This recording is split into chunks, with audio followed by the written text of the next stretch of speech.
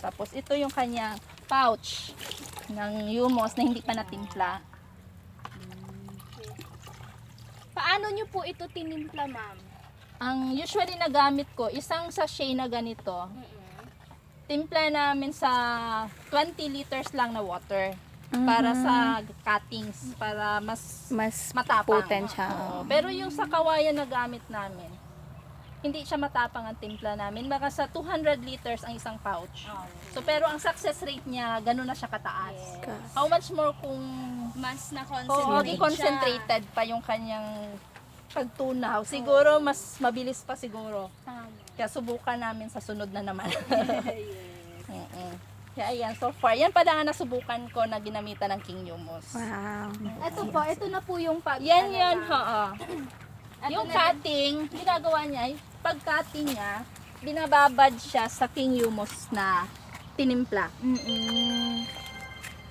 Para hindi rin po siguro stress yung ano.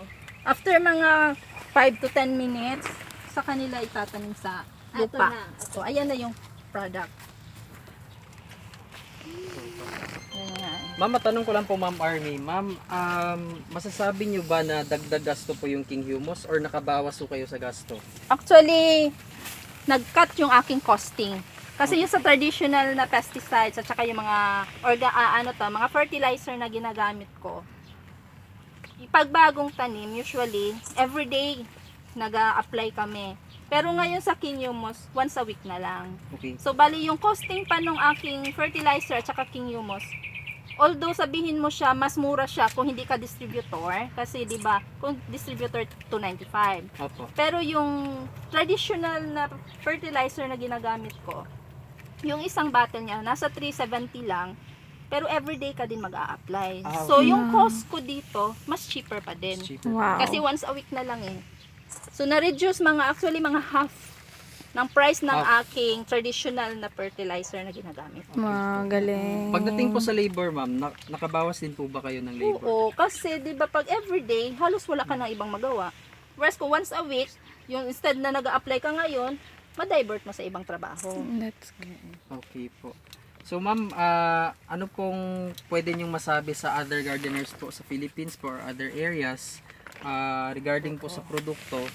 Opo. Ito masabi ko lang, effective siya kung sa akin personally, nakita ko yung result. So gina-encourage ko yung iba, kung gusto nyong maka-cost cutting kayo, gamitin nyo yung King Humus, effective na siya. Mas healthy pa yung mga tanim nyo at saka mas convenient para sa mga tao mo na ma-cost ang inyong labor cost at saka sa cost na rin ng inyong mga fertilizers. Ayun, oo. Yun po, ako pala si Al Saripada. Ito po yung garden ni Ma'am Army Dereches. Sa mga taga Jansan po, kung gusto niyo po ng more resistant po na tanim, punta lang po kayo dito sa Conel, bili lang po kayo. Kasi po, mas maganda po yung tanim dito dahil may King Humus na po. So, ganun po. Maraming salamat po. Salamat din. Thank you, ma'am. Maraming langgam. Doon tayo. Mal mo. Nakat na guys. Di mami lang. Asa naman ko Sa, na? ano, Baba. nursery. Dagan, epekto sa imuha, ma'am, no? Ang King Humus. Ako sa bubog yun. So far.